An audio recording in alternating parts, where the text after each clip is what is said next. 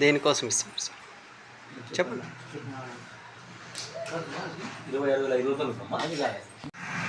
అందరికీ నమస్కారం. ఇప్పుడు మేమున్న ఇల్లు ఏ లలిత అని ఎంఆర్ ఆఫీస్లో పనిచేస్తున్నటువంటి వ్యక్తి వాళ్ళది. ఆమెకు 4 సంతానము, 4 ఆడపిల్లలే. అందులో రెండో అమ్మాయికి ఆరోగ్యం బాగలేక హాస్పిటల్ చుట్టూ తిరిగింది. ఆమె పెద్ద హాస్పిటల్ వెళ్ళాలి, బెంగళూరుకి వెళ్ళాలంటే బెంగళూరుకి వెళ్ళారు. అక్కడ అమ్మాయికి లంగ్స్ దగ్గర ఇన్ఫెక్షన్ అయ్యి చీము మొత్తం బాడీకి అంతా స్ప్రెడ్ అవుతుంటే 4 ఆపరేషన్లు చేశారు. 4 ఆపరేషన్లు చేసిన తర్వాత అమ్మాయికి ఎటువంటి ప్రాణహాని లేదని డాక్టర్లు ధృవీకరించినారు. తర్వాత ఇంకొక ఆపరేషన్ కూడా చేసి క్లియర్ చేస్తామనే ఉద్దేశంతో వాళ్ళు అడ్వైజ్ చేశారు. ఆమెకు మళ్ళీ శుక్రవారం కానీ శనివారం కానీ ఇంకొక ఆపరేషన్ కూడా చేయవలసింది. ఇది చాలా పెద్ద ఖర్చుతో కూడుకున్న వ్యవహారం కాబట్టి ఆమె ఎవరైనా సహాయం చేయదలుచుకుంటే ఆర్థిక సహాయం చేయాలని మానవతా సంస్థ సభ్యులు కోరడం జరిగింది.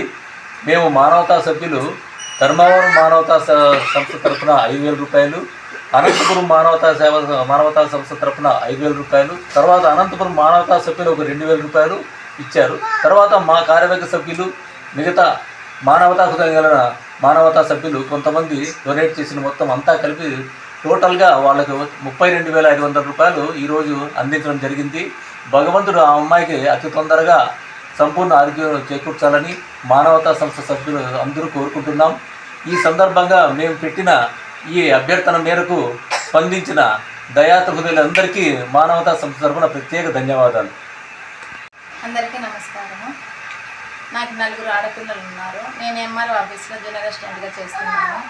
నా 4 ఆడపిల్లల్లో రెండవ కూతురికి అనేది ఉన్నట్టుండి జ్వరం వచ్చి ఊపిరితిత్తుల పక్కన అనేది చీము వస్తూ ఉండింది. అందుకనేసి అందరు డాక్టర్ల దగ్గరికి వెళ్ళినాము. ఆ డాక్టర్లు వాళ్ళే బ్యాంకిస్ట్ హాస్పిటల్కి బెంగళూరుకి రాసిచ్చినారు. పెద్ద మొత్తంలో అనేది ఖర్చు అవుతుందనేసి తెలియజేయడం జరిగింది. అప్పుడు అనేది మాకనేది అంత ఇది అనేది లేనందున మా సార్ వాళ్ళు కూడా మాకు సహకరిస్తూ మమ్మల్ని అనేది మా పైన అనేది కృతజ్ఞతా భావం చూపిస్తున్నారు.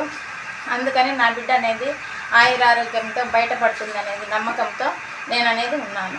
మీకు ఎవరెవరు సాయం చేసినారు? మీకు మా డిపార్ట్మెంట్ వాళ్ళు కూడా మాకు సహాయం చేసినారు.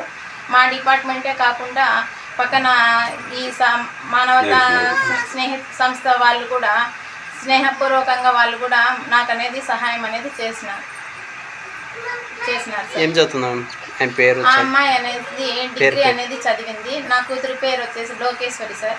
నర్సుగా అనేది ఇంతకుముందు మ్యారేజ్ కాకముందు అంతా చేసింది. ఇక్కడే ధర్మవరంలోనే చేసింది.